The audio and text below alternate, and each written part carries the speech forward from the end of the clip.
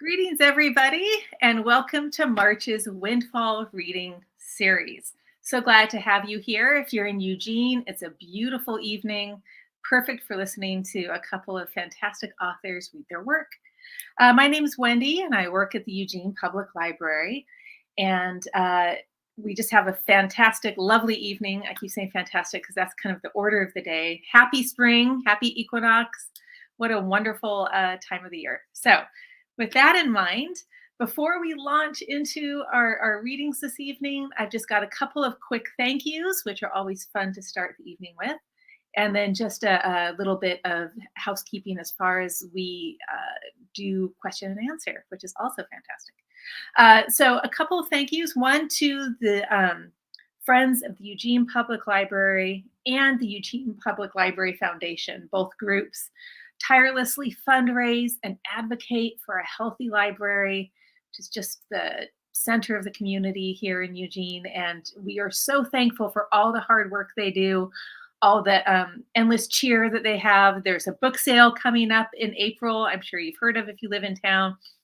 Massive. It's happening during mid-April, and I'm sure the dates will pop up here soon underneath the YouTube video. And just a chance to get all sorts of books and different items for incredibly low price, and all the proceeds go back to help support the library. So join us in April for the book sale, and thank you so much to the foundation and the Friends for all the work you do. It's much appreciated and very necessary for programs like this. I also wanted to thank the Lane Literary Guild, fantastic group of people who support writers in Lane County and outside of Lane County. You're very expansive and kind and helpful, and help host and promote and offer all sorts of events like this one. Windfall would not happen without you, so thank you so much for everything. Finally, at the end of the reading, after both authors have read their works, we will have a question and answer and a comment time, which is just great. What you can do, you can get a hold of us a couple of different ways. You are welcome to write in the comments right below this video. Sign into YouTube and let us know what you think. Give us some thoughts about some questions you might have or anything like that. We'd love to hear from you. It's always exciting.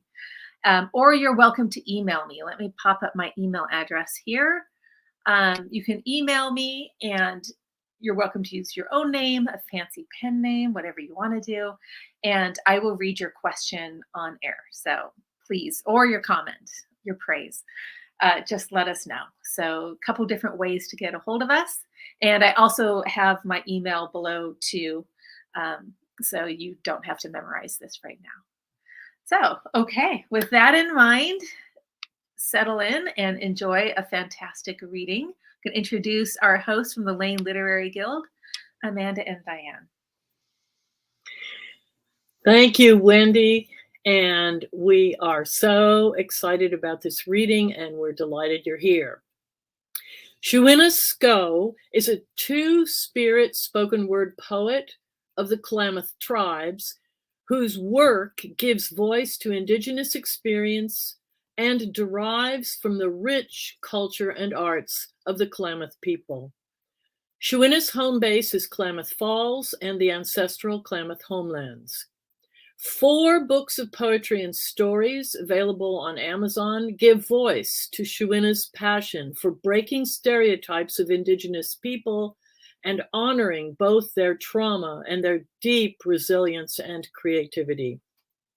Shuína will read tonight from Warrior Roses, from Big Love Mo Stinta, and the newly published IS MATRIARCH, Poetry for the Indigenous Feminine Spirit. As Shuína says, when what you're looking at is Indigenous DNA, is culture, is alive and present, is strong, is resilient, is warrior spirit. Shuína. Thank you very much. That was a wonderful and pleasant introduction. I appreciate that. So to get started, I am going to introduce myself in a traditional way. And like you had mentioned, I'm from the Klamath tribe, and within the Klamath tribe, I'm from the Marsh people. And all of that is within the federally recognized tribe, the Klamath Tribes, made up of the Klamath, Modoc, and Yahuskin or Northern Paiute people. And how we introduce ourselves traditionally is by first saying who we are and then who we come from. This way we know how we're connected and how to move forward in relationship. So my name is Shuína Skó, that means singing spring, and is a name my tribal elders gave me when I was 3 during ceremony. My mother is Camille Delorme, her mother Teresa Wright Delorme, her mother is Mary Silvers Wright, and her great-grandfather, who is my great-great-great-great-grandfather, is Chinchelo Mukas, one of the signers of our tribal treaty in 1864. You might have noticed that I introduced my mother's side, and that's because we're a matriarchal people. And what that means is that our women are leaders, are strong, and just naturally manage quite a bit and in a really good way. So the first book I am going to read from is the first book I had published, and it's called Warrior Roses. So this one here is paperback. I also have it in the hardcover. And I titled it Warrior Roses based off a poem I will get to. It's the last poem in this book. And down here it says, Indigenous Stories Through Poetry. So this book talks a bit about trauma. It kind of gives voice to our trauma. And much of it is through the lens of a Klamath person, so through my lens. And I say that because it's important not to generalize anything that I say, with any other tribe, because each tribe is very separate with their own cultures, with their own traditions, although we might share experiences and we might share values and other things. So with this one, I'm going to jump in and read the preface, and then I'll jump into some poetry after that. The first time I realized I was Indigenous and a minority in America's dominant society was after a white police officer responded to an elementary schoolyard fight on the reservation between a little white girl and a little Indigenous girl, me. The Klamath Tribal Reservation is located approximately 30 miles north of the rural town Klamath Falls, Oregon, where over 85% of the population identifies as white, and only 3% identify as Native American. Now, this is according to the latest U.S. Census estimates. You see, law enforcement did not seem to prioritize responding to incidents on the reservation, unless their white counterparts were involved. I remember clearly the white officer coming into my home and accusing me, a little 8-year-old girl who had never been involved in a fight or any other criminal activity before, of being a threat. I also remember my Indigenous mother firmly stating to the officer that he only responded because a white person was involved. But if it had been 2 little Native kids fighting, then he would not have responded. My mother rightly called out the injustice taking place and how quickly it was assumed that the Native child was the instigator rather than the white child. The officer was rendered silent without retort and shortly after left my home, while also leaving my 8-year-old eyes forever opened to racism, oppression, and the Indigenous experience. Since then, I have been acutely aware of how different I am compared to the majority of the American population, and how ironic it is that I am a minority on the land that my ancestors have occupied since time immemorial. My poetry is an expression of my lived Indigenous experience, as well as a reflection of how trauma and oppression impact tribal communities. The intention of my poetry is to initiate critical thinking in the minds of non-tribal people regarding Indigenous inequities and false stereotypes. I further intend to empower Indigenous people by giving voice to our trauma and resiliency. I hope we move forward in a good way, focusing on healing past hurts while strengthening our community as a whole, tribal and non-tribal people alike. And I'm going to show you, I added a picture of me at 8 years old and what a threat looked like at that time. And I do also want to note that in this book, I use the term tribal quite a bit. However, I know that other terms in referencing Indigenous folks are Native American, tribal, Indigenous, or speaking about our nation as a tribal community. So I might use all of those terms interchangeably.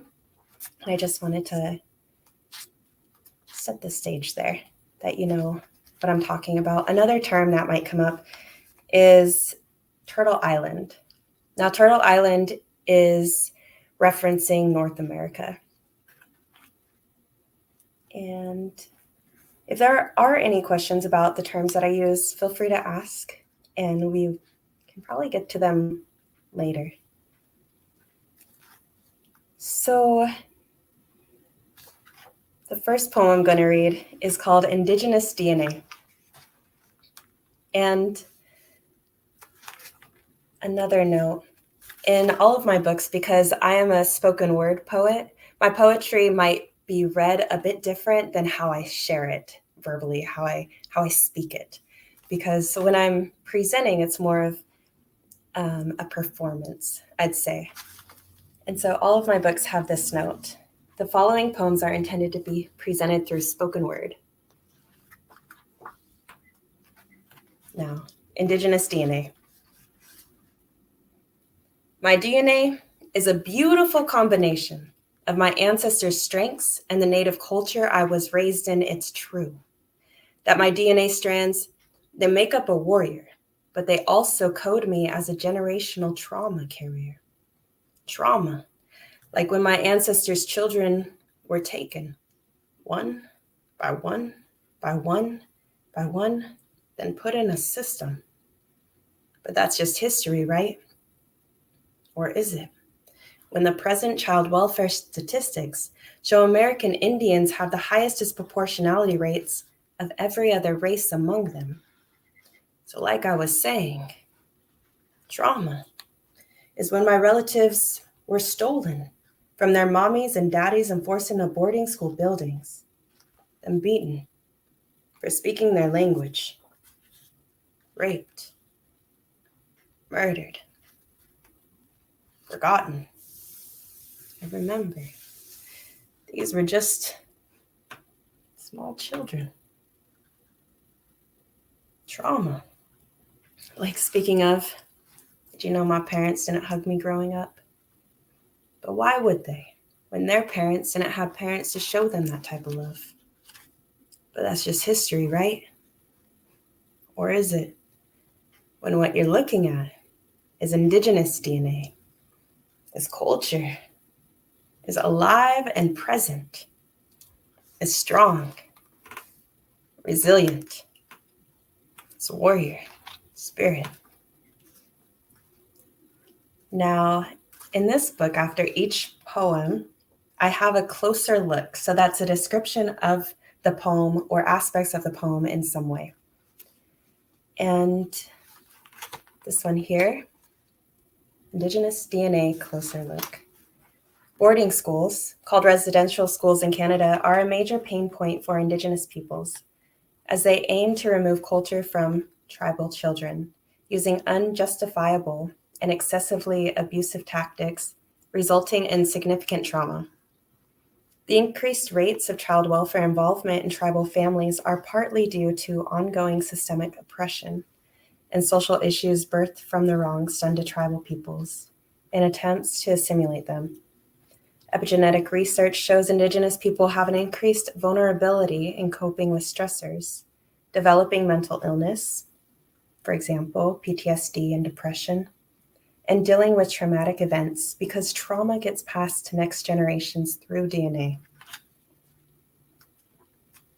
A step toward healing involves restoration and reconnection to culture, such as participating in ceremony, using our language, strengthening our spiritual relationship with Creator, and our relationship with creation, learning and telling traditional stories and songs, gathering plant medicines, eating traditional natural foods, and engaging in travel activities like canoe journeys. The next poem is called Fry Bread Power. This poem came to be because my mother wanted to do a contest and to get us both back into writing poetry. And I said, "What would you like to write about?"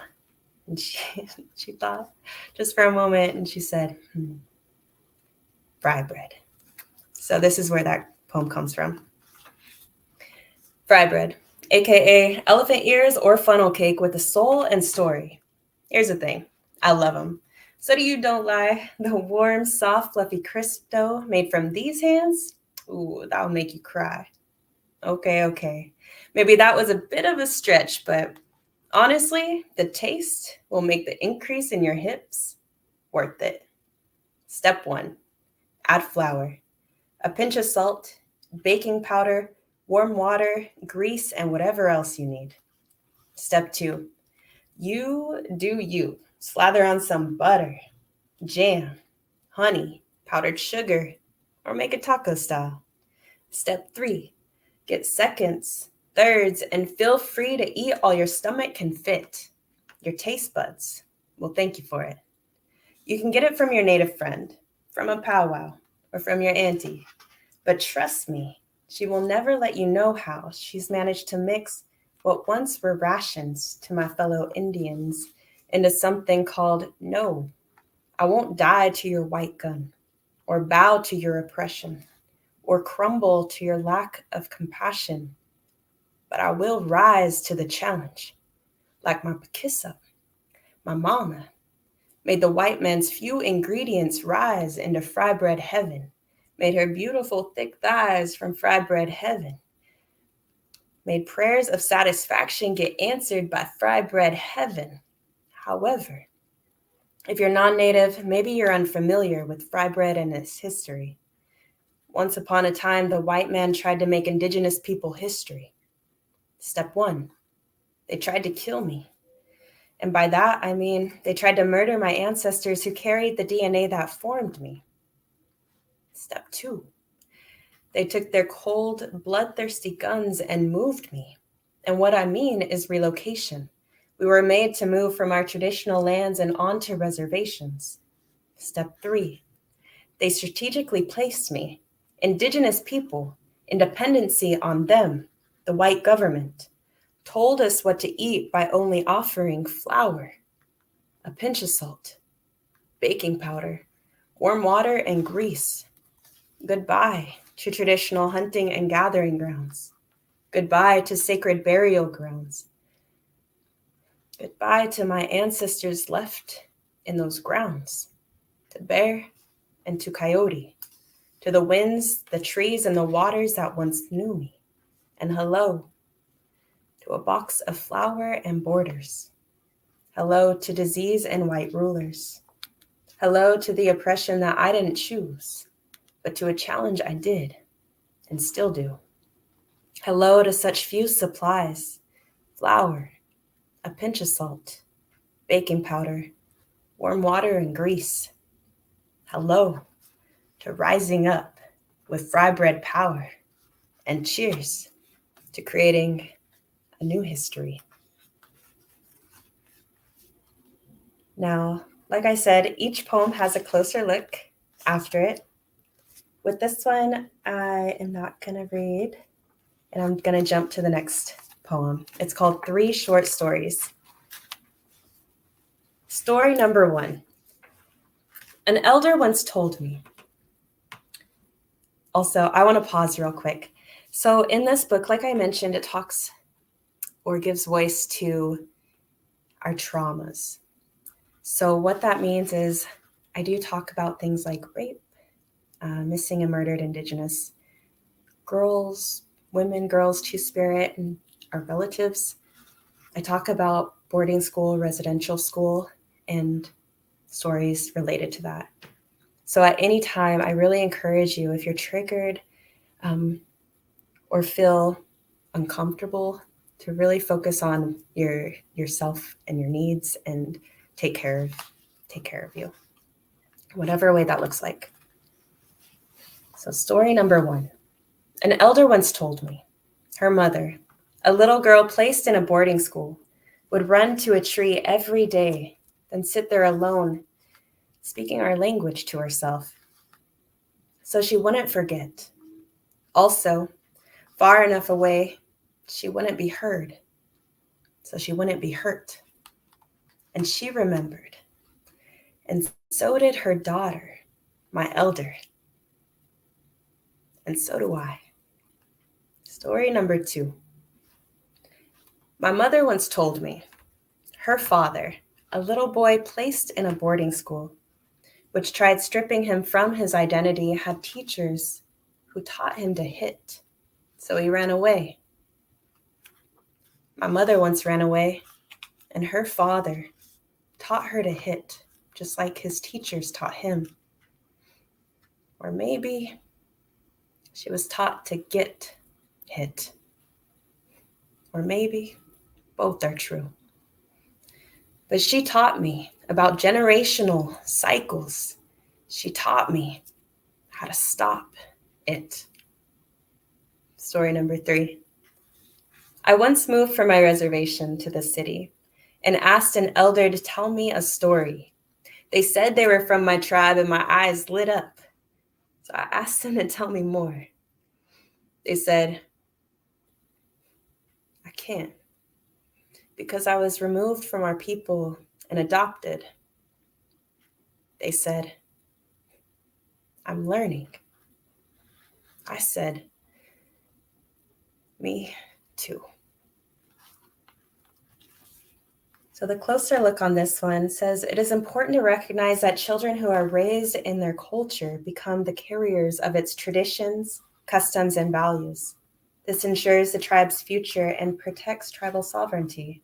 In story number 1, the little girl speaking her language to herself enabled her to remember it, which was incredibly brave because she risked being beaten or possibly killed. This little girl later taught her child, my elder, who then taught the next generation and myself. Now, I'm sharing it with you. Understanding history and restoring traditional ways are vital to overcoming intergenerational trauma. In story number 2, the little boy who experienced abuse by his teachers, his caregivers who failed to protect him, went on to do the same thing to his daughter, my mother. I'm grateful my mother did her own healing work because she was able to stop the cycle of abuse. My mother also taught me about our tribe's history and generational trauma, which gave me skills to overcoming it. In tribal culture, elders are highly respected because they have the most experience, are carriers of wisdom, are leaders and teachers, and hold our communities together with care. In story number 3, when the elder said to me that she was adopted and didn't know much about our tribe, my heart broke. I realized that I, being 30 to 40 years younger, had more information than she did. I realized this is how culture dies. Then I grieved for all the children she could have taught.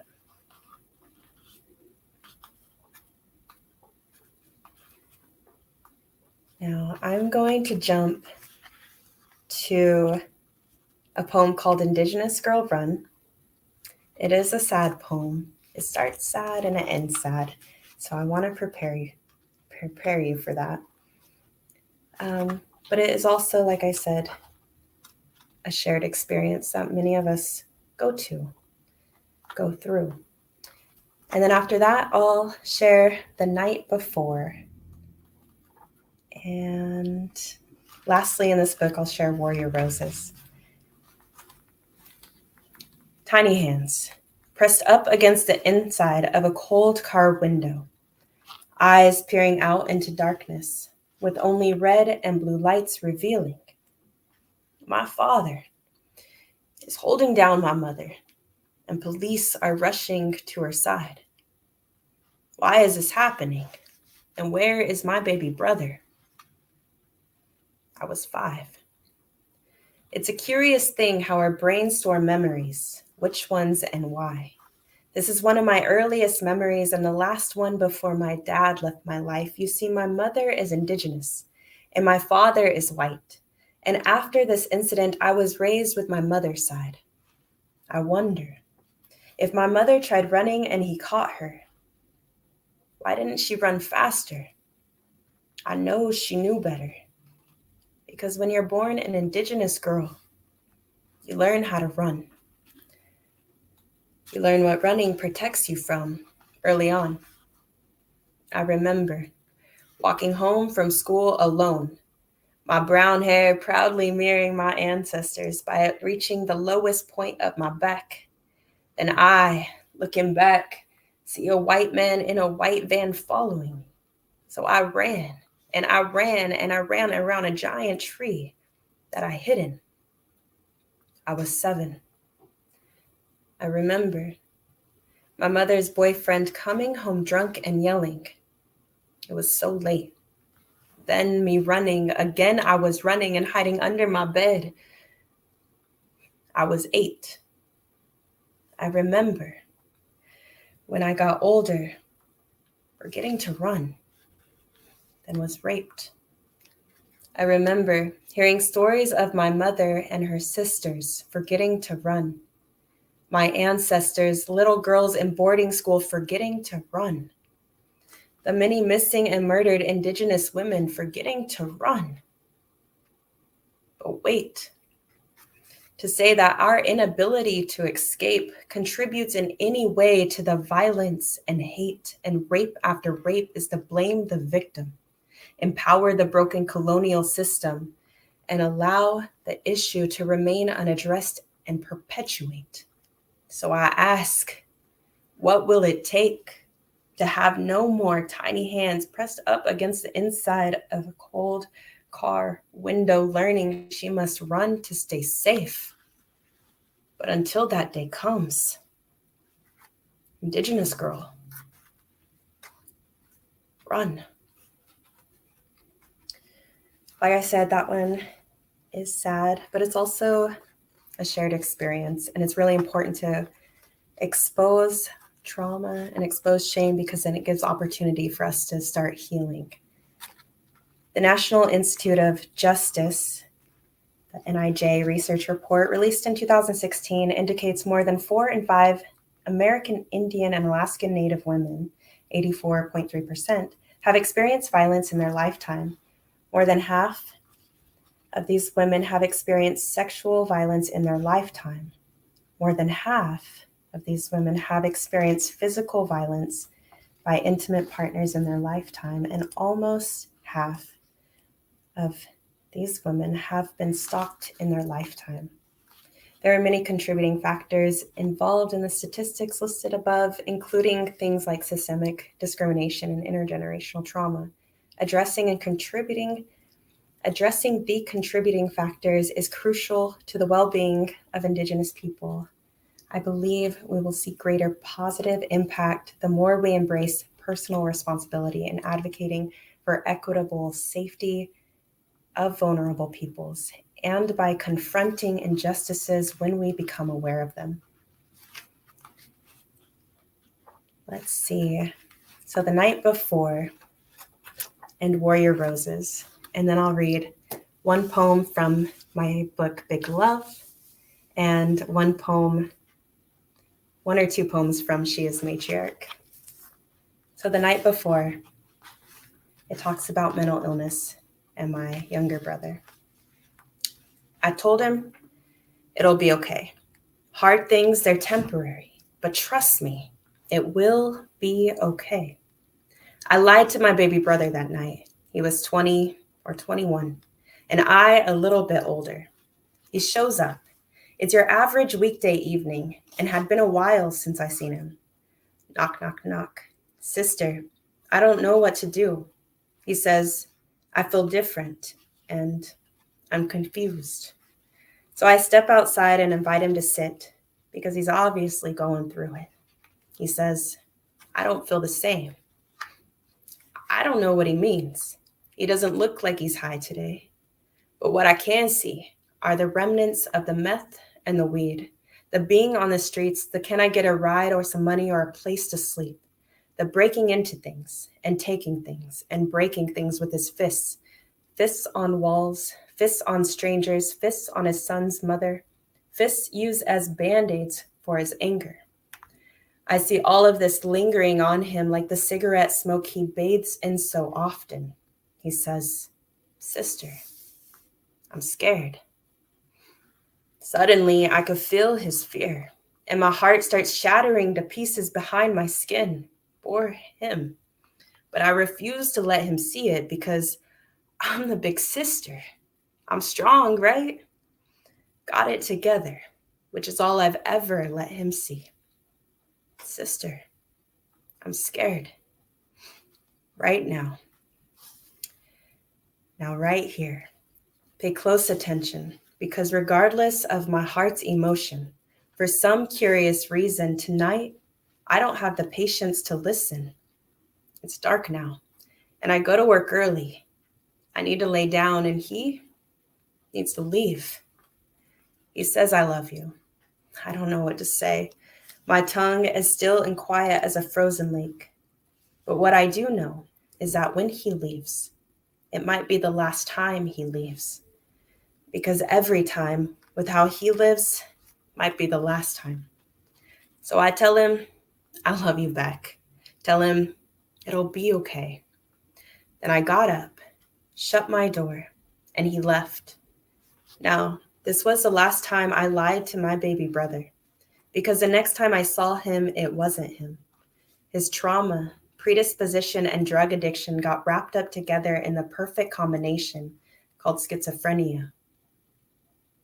And it took him. Who knew that who I knew to be my baby brother would die, would leave? That night, I didn't see it coming, but looking back, it's clear as day. And since then, I've had this wonder on repeat. What if I let him stay? Had the patience to ask more and the wisdom to know that each moment is precious. So be in it, fully.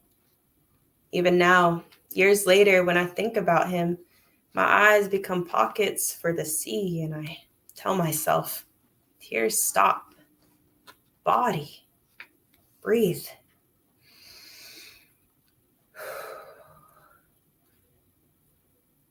It'll be okay.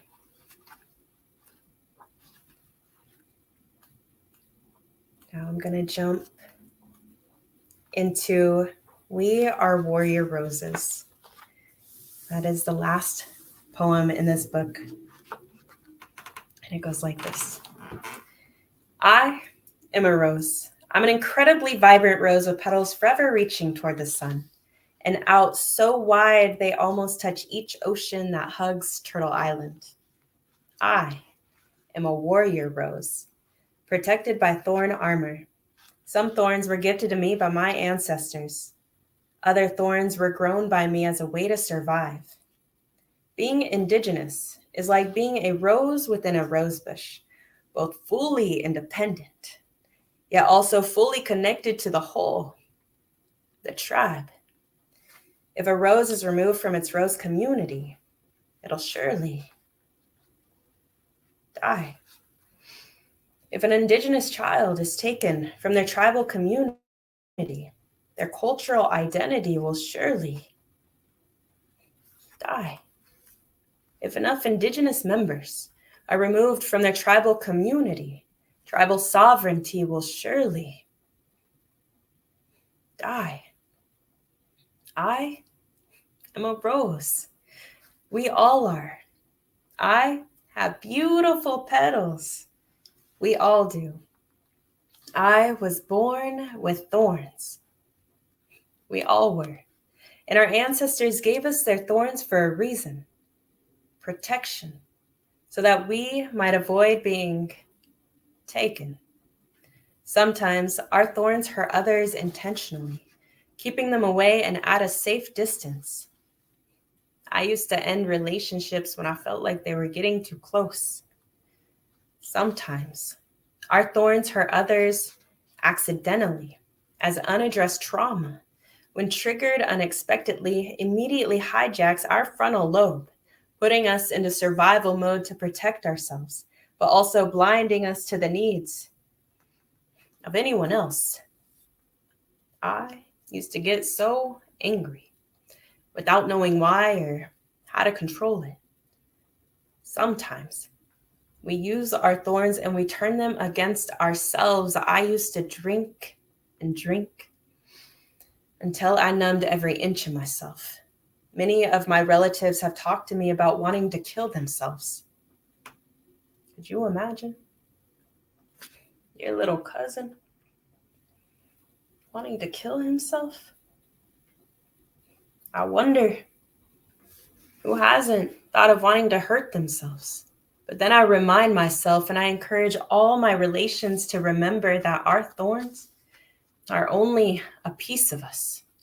And even though our thorns might always be with us, we can learn to protect ourselves without causing hurt and can assert ourselves in healthy ways by establishing boundaries and maintaining them each day. I tell myself, and I'm telling you now too, that we are beautifully indigenous with vibrant petals, forever growing, impact far-reaching, never alone, and more than surviving. I promise that whatever we go through, we can do this.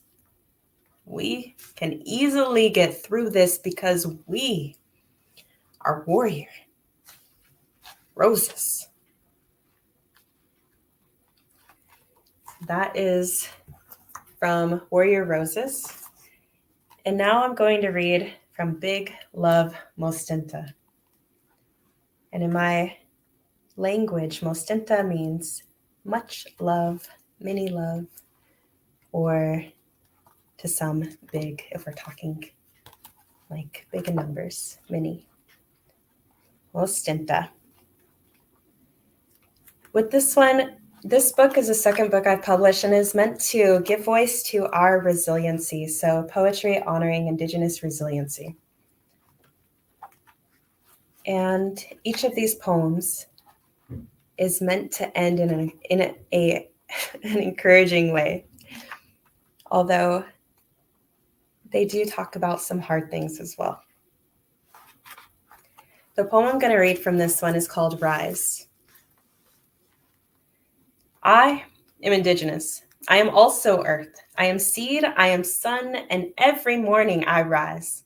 My light gives life, not to myself, but to those growing. My light is a piece of their wellness. I am growing. Your light is a piece of my wellness.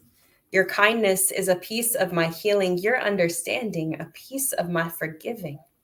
I am a descendant of a vibrant garden where bear and coyote would rest in, where more than enough was common, where lack wasn't a reality yet, where trauma wasn't a memory yet, where white supremacist settler colonialists did not exist yet, where every part of the garden, regardless of color, age, gender, or other, held a valuable role. And the more diverse the garden, the more beautiful and whole. I am deeply rooted. I am deeply wounded. I am thriving flower ancestor, turned leaves wilted. I am learning how to grow again, because for the last 500 years, oppression has been shading native gardens, putting borders up to contain them, trimming their many flower children to prevent pollination of tribal traditions. I am indigenous. I am also earth, my ancestors' bones turned rich soil. I am seed, carrier of my ancient songs, stories, ceremonies. I am sun, a bright light, penetrating patriarchal darkness, healing energy to those with wilting leaves. And every time I rise, I bring hope and restoration of a vibrant culture with me. Now with this one, there's a lot of good poems in this one, but I think I'm going to perhaps read one more in this book, and then, like I said, one or two in She is Matriarch. This next poem, or last poem in this book that I'll read, is called We Are Protectors. My great-grandmother's great-grandfather did not speak, read, or write English fluently, a language so foreign it came with bullet holes, ropes around throats, and broken promises. But regardless of this, he was forced to sign a treaty. White fingers, dripping with greed, pointed to his name. White mouth told him to put an X by it, indicating he signed and agreed to it. That day, our Mother Earth, the great nurturer, became borders, policed by European foreigners. Our native tongue, carrier of story, song, and wisdom, became target for violence to anyone who used it. Our animal relatives lost their names and became numbers on tags. Our nature relatives were no longer seen as living and became things, making them easier to kill and sell in exchange for selfish gain. Our water, life giver, became more valuable than ever. Today, our Mother Earth cries tears the size of icebergs. Our native tongue is memory, sad story, and lost treasure. Our animal relatives now live in frozen packages down grocery store aisle forests. Our nature relatives, including trees being murdered at higher rates than ever, are no longer respite for eagle or shade to cubs and bear mother, but are simply commodity to a growing housing crisis. And our water, still life giver, has been imprisoned by dams to feed farmers, whose bottomless hunger drains lakes and rivers, and whose greed blinds them from the Chwam and others, now threatened by extinction. Today, our ancestors are calling out from their sacred burial grounds found under skyscrapers, suburbs, and shopping centers. They are telling us, now is a time for change and reconnection to culture, because disconnection has fed into the destruction of our mother, plant and animal relatives, and each other. They are reminding us that restoration and participation in ceremony is our strength, is our healing, is the undoing of systematic colonizing. They are saying, we are not alone and have never been, because wherever we go, our ancestors are with us in thousands. They cry, speak up, even if we don't know our native tongue, because the stories, songs, and wisdom live in our blood. They shout, be proud. We are leaders. We are protectors. We are healers. Today isn't where our story ends. Today is where it begins. Okay. Thank you, Shuína. This is wonderful work. Thank you you so much for bringing it to us. Thank you. Now I'll introduce our next reader. Mary Eleni Wood, who uses pronouns she or they, is a writer with heart, insight, and humor. In fiction and personal essays, and in scholarly writing as an English professor at University of Oregon. Mary's short fiction has appeared in several journals, and her scholarly book is Life, Writing, and Schizophrenia, Encounters at the Edge of Meaning. Tonight, Mary reads from The Blue Edge, a recent novel seeking its publisher that moves from Hollywood to Stockholm and across time. Reunited childhood friends reconstruct the crisis of a boy's long ago disappearance and join the search for another missing boy. The novel explores the power of family incomprehension and exploitation to cause harm, and the power of created family to resist cruelty and despair. I can't wait to hear what Mary's reading this evening.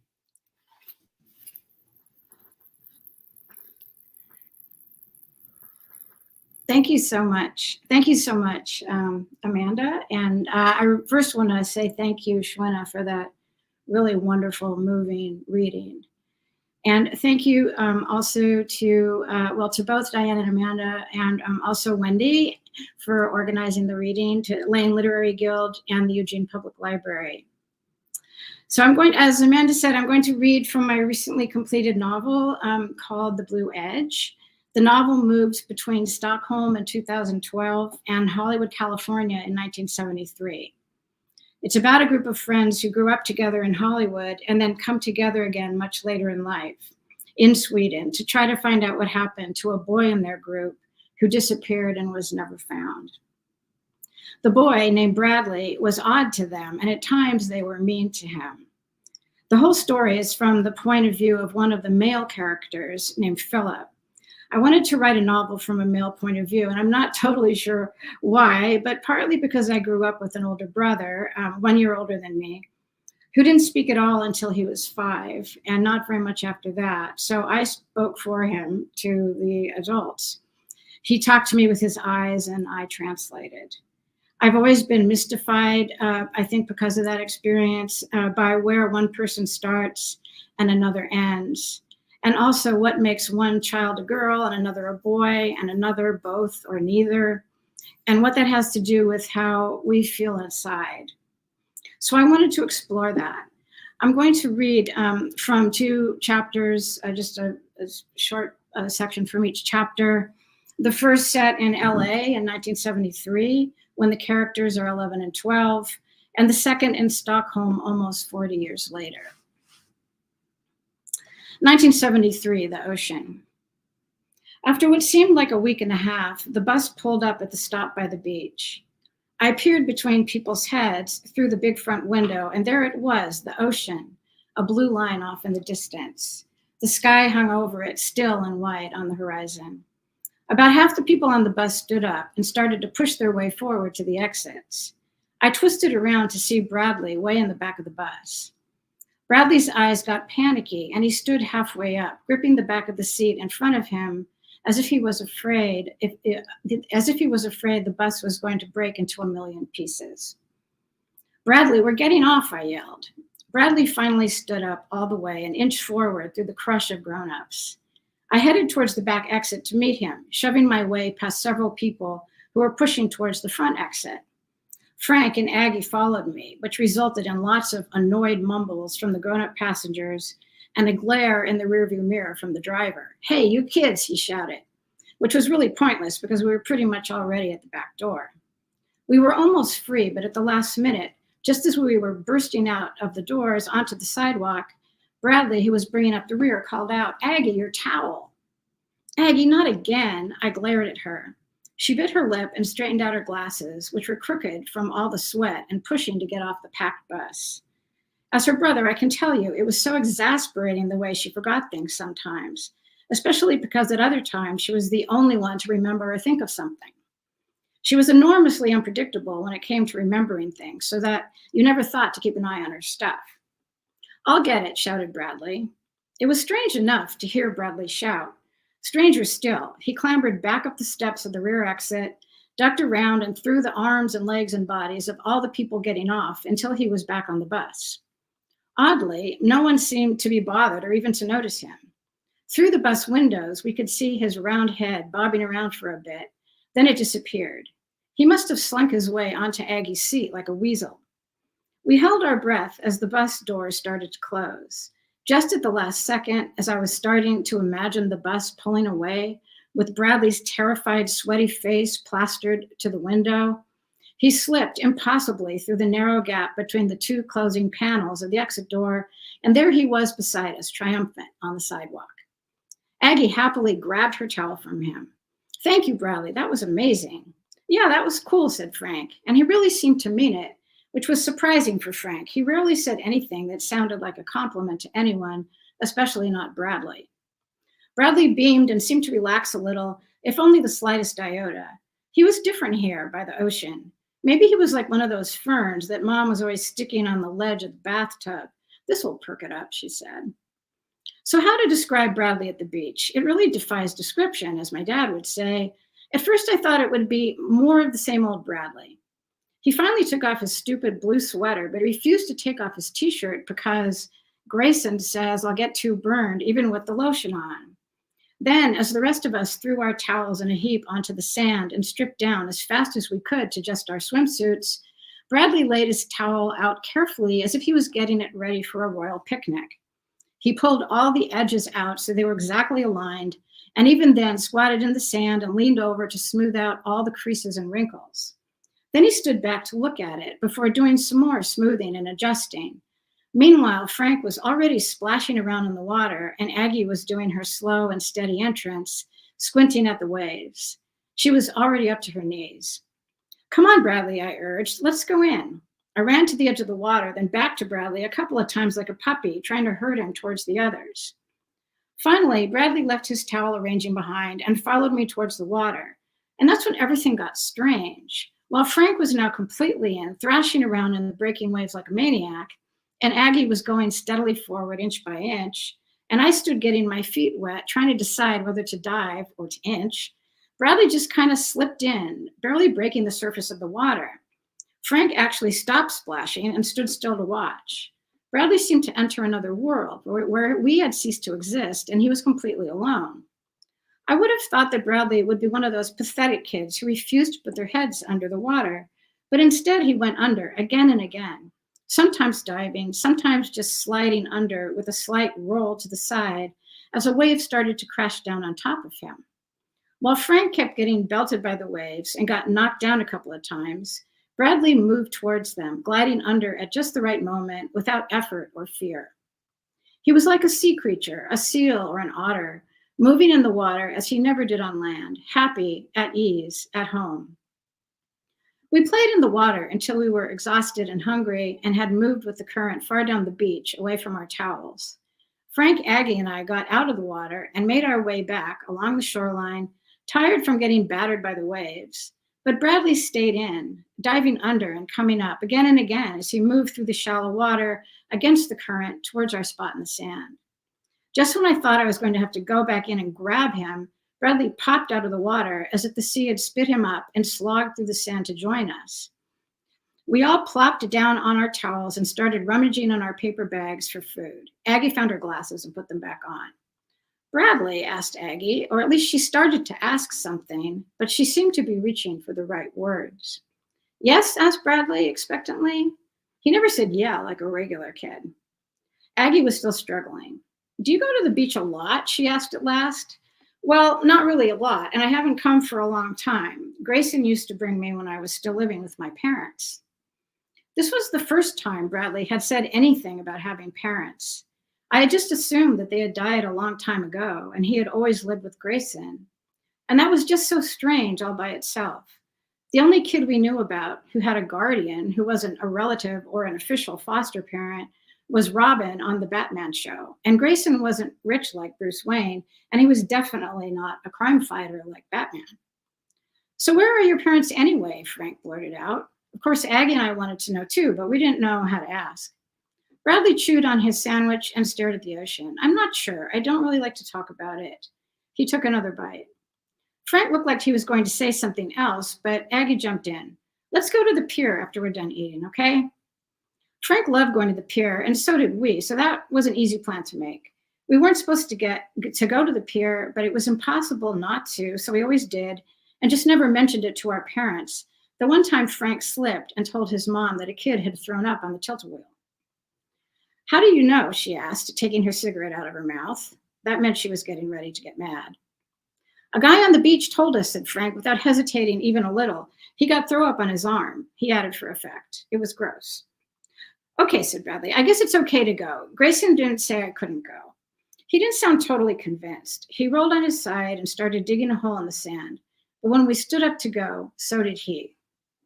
We wandered around on the pier, looking at the shops selling boxes covered in shells and Santa Monica Pier t-shirts, ice cream and cotton candy, magic tricks, little green snow globes with sand and palm trees instead of snow. We peered through the gate to the amusement park, watching the rides. We pulled out all our money to see if we had enough for ice cream, but we didn't, or at least we didn't have enough for both ice cream and the bus ride home. Let's go watch the fishermen, said Bradley. Let's go watch the fishermen, said Bradley. It was unusual for him to suggest something. We all looked at Frank. He shrugged, and we headed out to the end of the pier, beyond the stores and the rides. We watched people fishing for a while, a few men chatting and checking their rods, and some families with little kids who poked at the fish in the buckets. I never thought of them as fishermen, but since Bradley had called them that, they now seemed like people in a storybook, villagers on an island shore somewhere. Suddenly, I noticed that Bradley wasn't with us anymore. Hey, where's Bradley? I nudged Aggie. She looked around in surprise. Where did he go? She asked. He's over there, said Frank, pointing to the end of the pier. There he was in his wet swim trunks and white t-shirt, standing at the very edge of the pier and looking out to sea. He held his towel under one arm, his blue sweater sticking out one end. I felt scared seeing him there. He balanced on the very edge of the wooden boards at a spot where there was no railing. He could so easily have slipped and fallen into the water below. I heard the waves crashing against the thick wooden supports of the pier and pounding beneath us as they rolled to shore. You could see them if you looked between the boards, the swirling white foam brown with seaweed that floated on the top of the water or washed up against the massive blocks of concrete that held the pier in place. Dad told us stories about another pier, the Pacific Ocean Pier, south of where we now stood. It had caught fire and burned so many times that they finally tore it down. I wondered if this pier, the Santa Monica Pier, could catch fire like that. I imagined Bradley standing there at the edge with the pier burning, caught between the fire and the deep plunge into the sea that he right now seemed on the verge of making. I didn't know why this picture of fire came into my head. I was suddenly afraid for Bradley, afraid that he might slip or even jump. Bradley, I called out. He turned around at the sound of my voice, and for a minute, I thought he might lose his balance and fall, and it would be all my fault. I startled him. I distracted him. But instead, he smiled and walked towards me. Aggie and Frank were standing beside me. It's so beautiful, Bradley said as he came towards me. I felt as if I could fly out across the sea. He turned to face the ocean and put his arms out as if he were flying, all the way to the edge of the horizon and then down, as if the sky and the water melt together out there into one element, and swimming and flying are the same thing. The word element sounded so adult and precise, so scientific the way he said it. I looked at Bradley closely in a new way. There was so much about him that I didn't know. 2012, Mirrors. Frank Perlmutter was the last person I expected to see in the Hard Rock Cafe in Stockholm in the end of October. I had ducked in to escape the slate sky and the biting cold. More than that, I needed to escape the bioethics conference that had brought me here from San Francisco. The restaurant's gleaming red counter drew me in, and though I would not have confessed this to anyone, I wanted to eat American food, specifically ground beef on a bun with lettuce and tomatoes. I was tired of the oily char and the deep-fried herring with its skin like sandpaper. It wasn't that I didn't find the conference interesting. It was right up my alley. My head was reeling, in fact, and not in a bad way, from the panels at the hotel, the debates over plates of crackers and sour cream with pickled onions, the dickering over the ethics of manipulating DNA. Who got to decide whether a life was worth living? The whole thing was giving me a headache.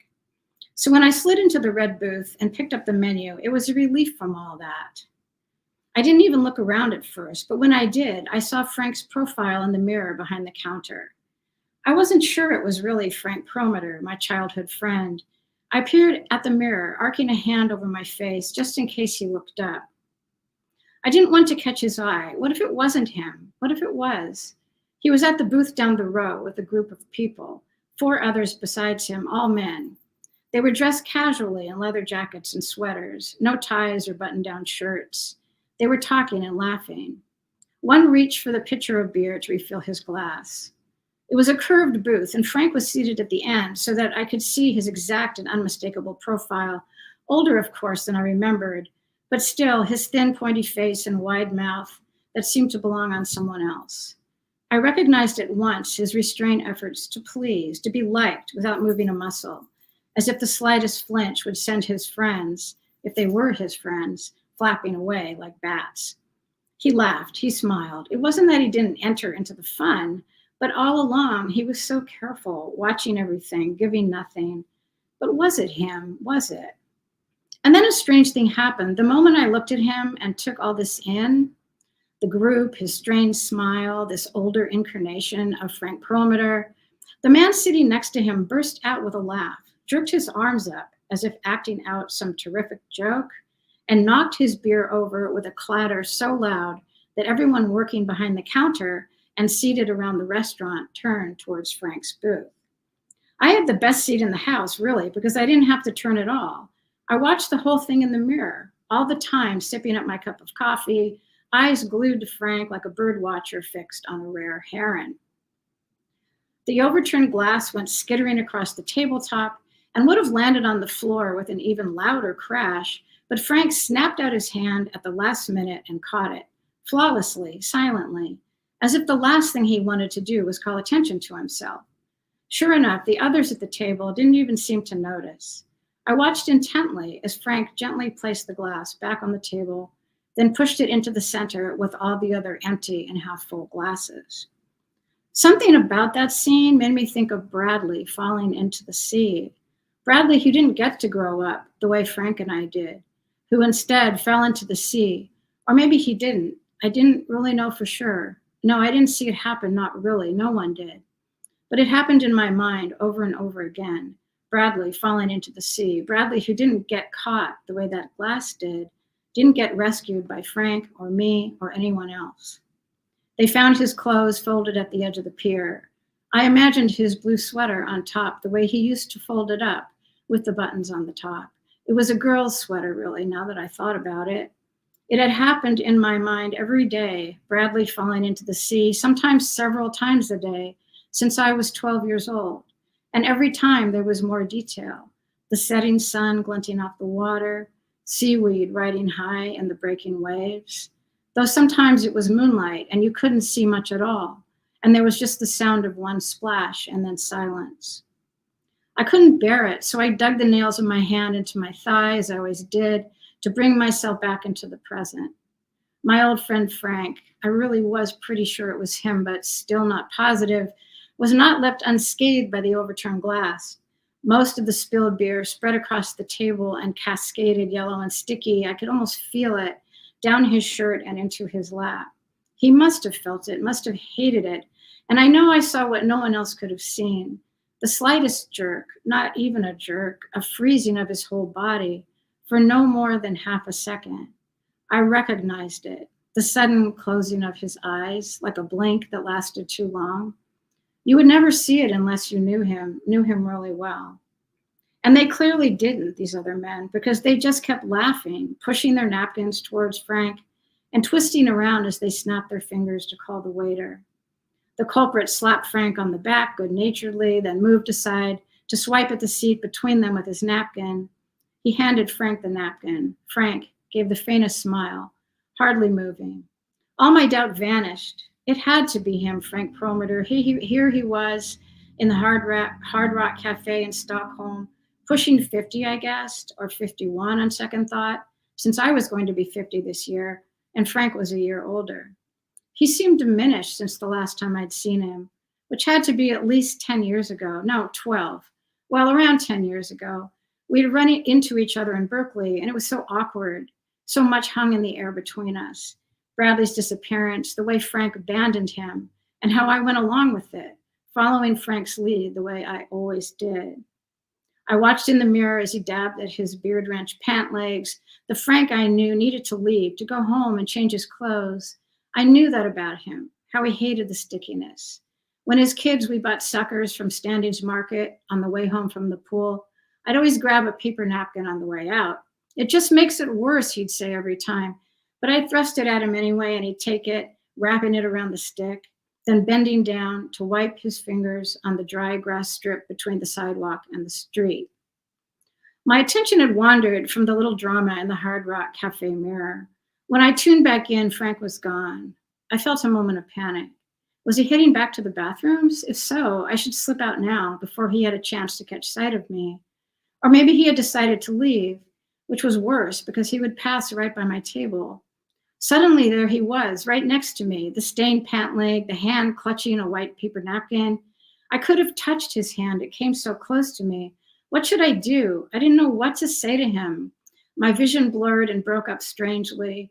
Blue denim, the gleaming pole along the bottom of the bar, something white. The sounds of traffic got loud all of a sudden, seemed to come right into the restaurant. Car engines revved right in my ear. Had someone opened the door? A glass slammed down too hard on the bar. Someone burst out laughing. Were they laughing at me, all those men in their leather jackets? Frank, I started to say, trying to pull myself together. My voice came out whispered, small. And then I registered that the space beside my table was clear. I could see the bar.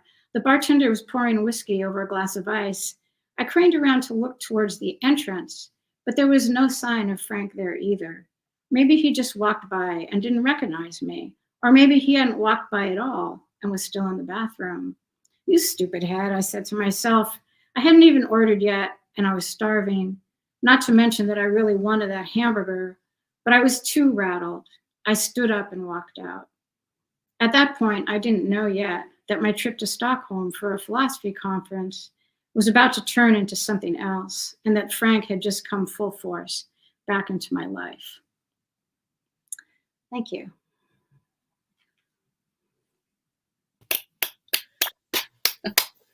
Thank you. Thank you both so much. Thank you. Thank you, Mary, and thank you, Shuína. That was Yes, great. hurrah. What wonderfulness. It's starting to get a little darker here than it was. Yeah. That was all so fantastic. Thank you both for reading your works. Moving and funny and heartbreaking and relatable and just wonderful. So thank you so much. We do have some comments. I don't think I've received anything via email. Let me refresh my page and make sure. That's the lesser used path, though sometimes people will email me. That's always exciting. Not yet, but we do have a few comments that I'm going to just read. It doesn't look like I see, oh wait, there is a question. So comments and questions. So comments first. From Anne McGrail, there's a rose emoji for you, Shuína. Jerry Jimenez says, so beautiful. You're telling my story, our story. Fantastic. Oh, and new comments are coming up as I speak. Karen McPherson says, what a powerful performance. Thank you.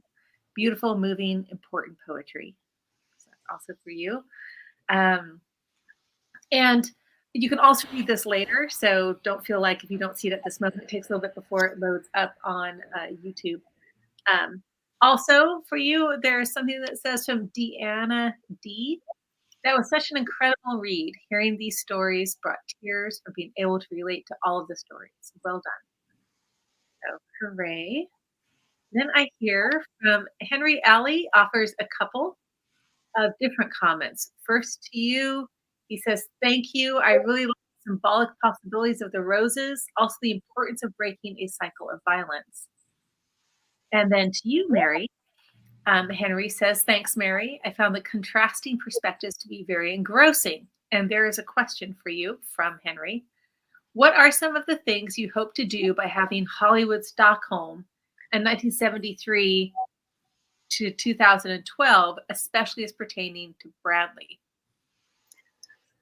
Well, boy, that's hard to answer because it's sort of like what the whole novel's about, really. But I think part of it is by having this group of friends, Philip and his sister Aggie and Frank, and some other people as well, kind of trying to come to terms with something that happened so long ago to a child that was really sort of living on the margins, and that they are thinking about their own participation and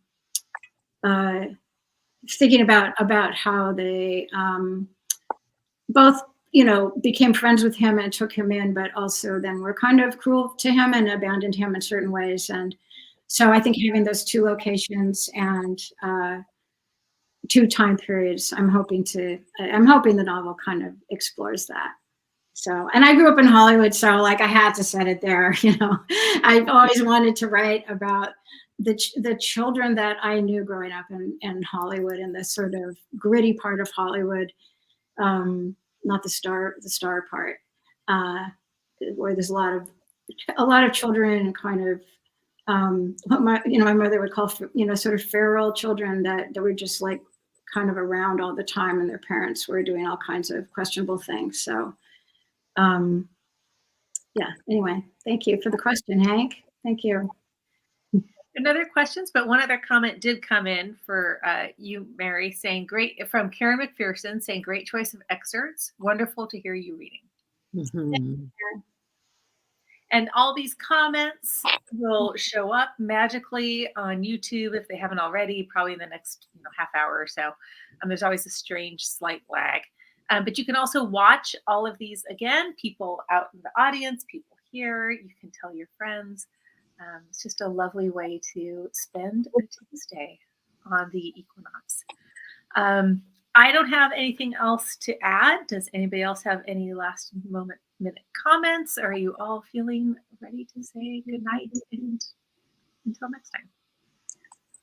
That was so powerful. That was wonderful. It was wonderful. Thank you, that was really, and it was a wonderful combination too, because of the vulnerability in both of the poetry and in the novel, and also just the